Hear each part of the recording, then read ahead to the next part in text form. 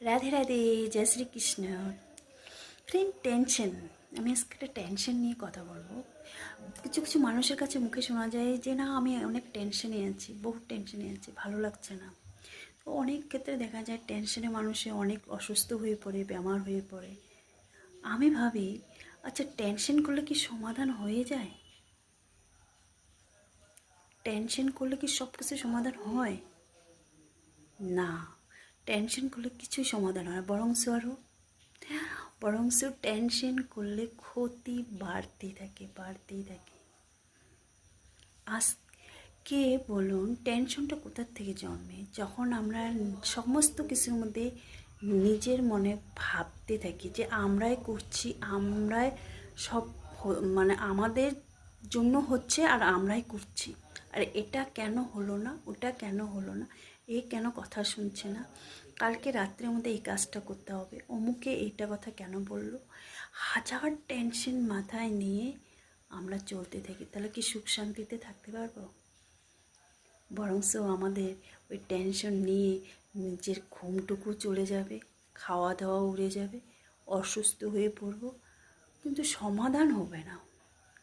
আমরা কিন্তু সমাধানটা খুঁজতে চাই না, বরঞ্চ ক্ষতিটাই আমরা করছি। তো টেনশন নিয়ে আমরা লাভ তো হবে না, ক্ষতি হবে। তাহলে কেন টেনশন নেব বলো তো? বেকার বেকার। যেটা আমাদের সঙ্গে ঘটিত হচ্ছে সেটা আমরা করছি না। আমার ভিতরে একজন বসে আছে, সে পরমাত্মা, পরমেশ্বরের শক্তি। সে আমার দ্বারায় যদি কোনো ভুল কাজ হয়ে গেছে, সেটাও ঈশ্বরের কাছে দেওয়া উচিত যে এটা আমার ভুল হয়ে গেল, প্রভু তুমি এটা ঠিক করে দিও। দেখবে কতটা হালকা হয়ে যাবে তখন।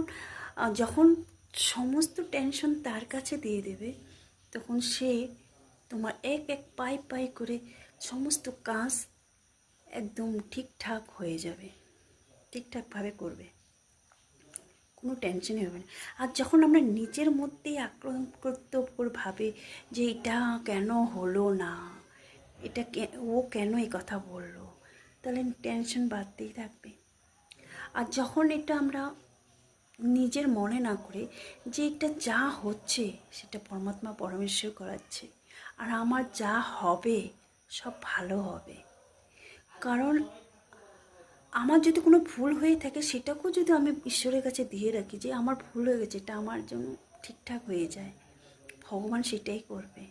তো টেনশন মুক্তি হয়ে যাব, কোনো টেনশনই থাকবে।